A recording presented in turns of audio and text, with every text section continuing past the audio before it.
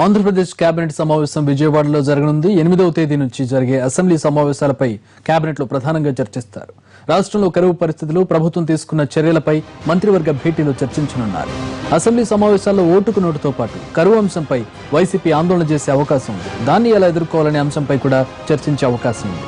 Cabinet అనంతరం 4 గంటలకు సీఎంతో assembly strategy committee సమావేశం అవుతుంది. 8వ తేదీ నుంచి 3 రోజుల పాటు మాత్రమే అసెంబ్లీ సమావేశాలు నిర్వహించే అవకాశం ఉంది.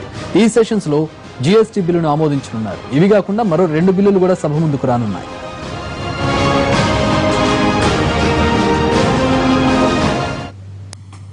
ఏపీకి ప్యాకేజీ విషయంలో కేంద్ర ప్రభుత్వం క్లారిటీకి వచ్చిందా? బీజేపీ నాయకుల మాటలు వింటుంటే ఇది నిజమే అనిపిస్తోంది. రాష్ట్రానికి రెవెన్యూ లోటు నుంచి రైల్వే జోన్ వరకు అన్ని విషయాల్లోనూ ప్రజలకు స్పష్టత ఇచ్చే దిశగా అడుగులు వేస్తున్నట్లు వ్యవహరిస్తోంది కేంద్రం. ఇప్పటికే బీజేపీ నాయకులకు ఈ విషయంలో ఉప్పందింది. దీంతో ప్యాకేజీలో ఏమేమి ఉండబోతున్నాయి, ఏపీతో పాటు ఏ ఏ రాష్ట్రాలకు నిధులు రాబోతున్నాయనే విషయంలో చర్చ జరుగుతోంది.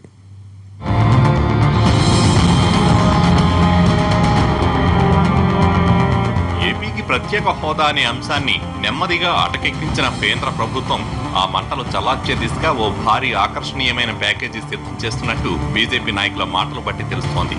ప్రత్యేక హోదాకు మించిన స్థాయిలోనే ప్యాకేజీ ఉండబోతున్నట్టు సమాచారం. దీనిపై ఇప్పటికే ఓ స్పష్టమైన నిర్ణయానికి వచ్చిన కేంద్ర ప్రభుత్వం 1-2 రోజుల్లో ప్రకటన చేయడానికి సిద్ధమవుతోంది. స్పెషల్ కేటగిరీ స్టేటస్ డిమాండ్ చేస్తున్న ఏపీకి మాత్రమే కాకుండా మరో 11 రాష్ట్రాలకు కూడా సాయం చేయబోతోందని సమాచారం.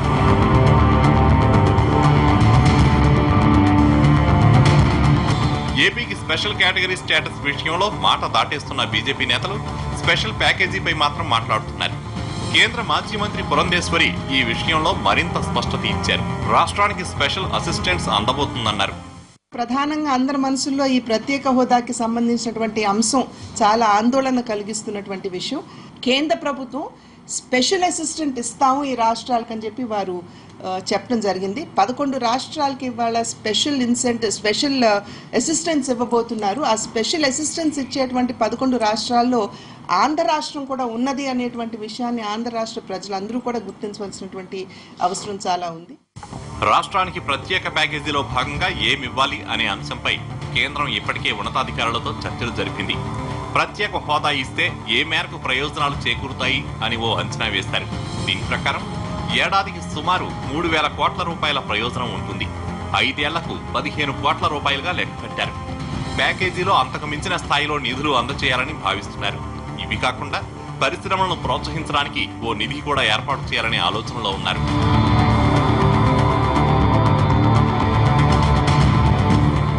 ప్రత్యేక హోదాకు బదులుగా నిధులు ఇవ్వడంతో పాటు రాజధాని నిర్మాణం విషయంలోనూ కేంద్రం దృష్టి పెట్టనుంది. ఇప్పటికే రాజధాని నిర్మాణం కోసం 2,500 కోట్ల రూపాయలు సాయం చేసింది.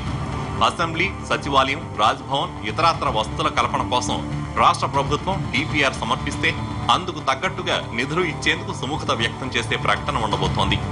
రైల్వే జోన్ విషయంలో కూడా స్పష్టత ఇవ్వనున్నారు. బీజేపీ నేత పురంధేశ్వరి మాటల ప్రకారం పోలవరం భూసేకరణ పనుల మీద కేంద్రానికి కొన్ని అనుమానాలు ఉన్నాయి.